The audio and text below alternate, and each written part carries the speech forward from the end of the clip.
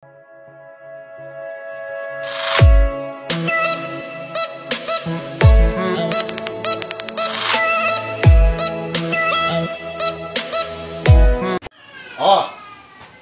hello guys.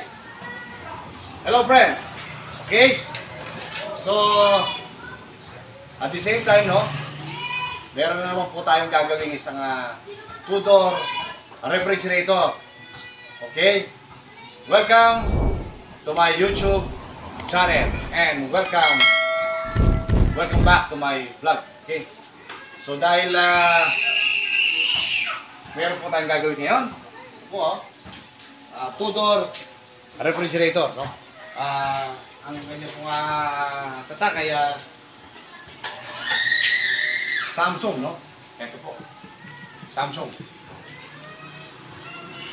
Yan. So, two-door po siya. Okay? Two-door Samsung digital inverter. Okay?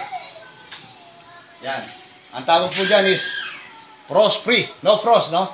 Na inverter, oh. Okay. So, yun. Ang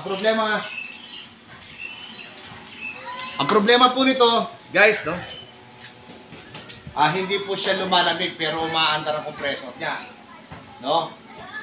Hindi po siya lumalamig pero umaandar ang compressor. Lahat ng control umaandar. Ano kaya ang problema niya, no? So, dahil sa marami na po kaming ginawang ganito at marami na po kami na-troubleshoot na ganitong klase ng refrigerator. Ang lagi po kasi, usually, ang lagi po nasisira dito ay yung kanyang condenser. Dahil gawa po siya sa bakal na materials, no? Metal piping. Okay? So, dahil wala po siyang kargang freon, na-check na po namin siya, dahil wala po siyang karga, meaning, utas po yung kanyang condenser. So, meron po tayo dito brand new condenser. Ayan, no? So, ayan, no? Ayan, no? Dito po natin nilalagay ngayon yan. Okay? So, dati po kasi, kung natatandaan ninyo, meron po tayong mga refrigerator ng araw na ang kanilang condenser ay naka-indicate sa likod ng body. So, ngayon, naka-indicate po ang condenser nito sa body. So, pagka nasira, hindi po natin pwedeng palitan.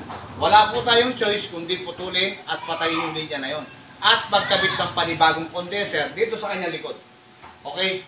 So, yun po ang choice ng isang refrigerator na inverter. Kadalasan, yun po ang kanyang nasisira.